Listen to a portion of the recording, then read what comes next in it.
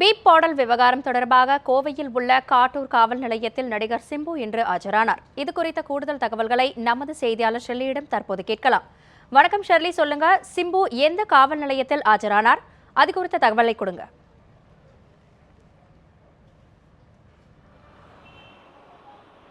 வணக்கம். பெண்களை ஆபாசமாக இழிவுபடுத்தும் விதமாக இணையதளத்தில் பாடல் வெளியிட்டதாக இசையமைப்பாளர் அனிருத் மற்றும் திரைப்பட நடிகர் சிம்பு மீது பல்வேறு அமைப்பினர்கள் வழக்கு தொடுத்திருந்தனர். இதில் ஒரு பகுதியாக கோவை பந்தய சாலை பகுதியில் உள்ள காவல் நிலையத்தில் அகில இந்திய ஜனநாயக மாதர் சங்கம் சார்பாக பெண்களை ஆபாசமாக சித்தரித்து இணையதளத்தில் பாடல் வெளியிட்டது விவகாரம் தொடர்பாக உள்ளிட்ட 3 பிரிவின் கீழ் வழக்கு பதிவு செய்யப்பட்டது. இது தொடர்பாக சிம்பு மற்றும் அனிருத்திற்கு சம்மன் அனுப்பப்பட்டது. கடந்த மாதம் அனிருத் அவர்கள் இந்த வழக்கு தொடர்பாக கோவை பந்தயசாலை பகுதியில் உள்ள காவல் நிலையத்தில் ஆஜரானார் மற்றும் சிம்பு அவர்களுக்கு மேலும் இன்னொரு சம்மன் அனுப்பப்பட்டது. ஆனால் தொடர்ந்து சிம்பு இந்த கோவை பந்தயசாலை பகுதியில் உள்ள காவல் நிலையத்தில் ஆஜராவதை தவிர்த்து வந்தார். இது தொடர்பாக உயர்நீதிமன்றமானது சிம்பு அவர்கள் வருகின்ற 24ஆம் தேதிக்குள் கோவை பந்தயசாலை பகுதியில் உள்ள காவல் நிலையத்திற்கு ஆஜராக வேண்டும் என்று உத்தரவிட்டிருந்தார்.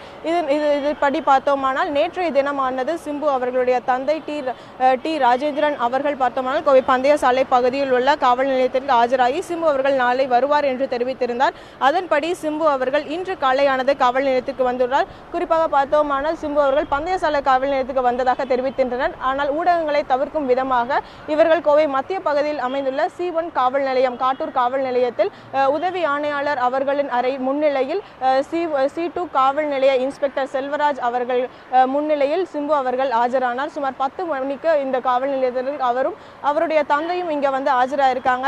தற்போது பார்த்தோம்னா அவர்கள் அளித்த பேட்டி செய்தியாளர்கள் அவர் சுமார் 20 நிமிடங்கள் காவல்துறையினர் முன்னிலையில் ஆஜராகி வாக்குமூலங்களை பதிவு செய்தனர். அதன் பின்னராக அவர்கள் வெளியே வந்து செய்தியாளர்கள் அளித்த பேட்டி என்னவென்று பார்த்தோமானால் காவல்துறையினர் அவர்கள் கேட்ட கேள்விக்கு தக்க பதில் அளித்திருப்பதாகவும் மீதும் தொடர்ந்து தன்மேல் எந்த தவறும் இல்லை என்றும் இதுமேல் கடவுளிடமே தன்னை ஒப்படைப்பதாகவும் அவர் தெரிவித்திருந்தார்.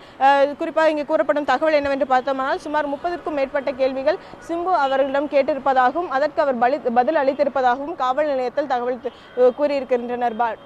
பானு. ஷெர்லி, காவல் நிலையத்தில் ஆஜரான சிம்பு அங்க என்ன கூறினார்?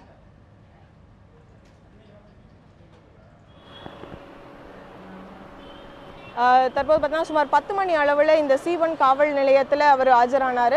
இது பார்த்தோம்னா மத்திய காவல்துறை ஆணையாளர் உதவி காவல்துறை ஆணையாளர் முன்னிலையில் இவர் ஆஜராயிருக்காரு. மேலும் இங்கே வந்துட்டு பார்த்தோம்னா C2 காவல் நிலைய இன்ஸ்பெக்டர் அவர்கள் ஆஜராயிருக்காரு. சுமார் ஒரு 30 கேள்வி கேட்கப்பட்டதாக கூறப்படுகிறது. இந்த கேள்விகளுக்கு அவர் பதில் அளித்திருப்பதாகவும் அவர் நம்முடைய பேட்டியிலும் தெரிவித்திருக்கார். பானு, இதில் மேற்கொண்டு இந்த விவகாரம் நீதிமன்ற தீர்ப்பின்படி அவர் இங்கே ஆஜராயிருப்பதன் காரணமாக மேற்படி இந்த நீதிமன்றத்தின் வழிகாட்டுதல்படி இந்த வழக்கானது நடைபெறும் என்று கூறப்படுகிறது. பானு, உங்களுடைய தகவல்களுக்கு நன்றி ஷெர்லி.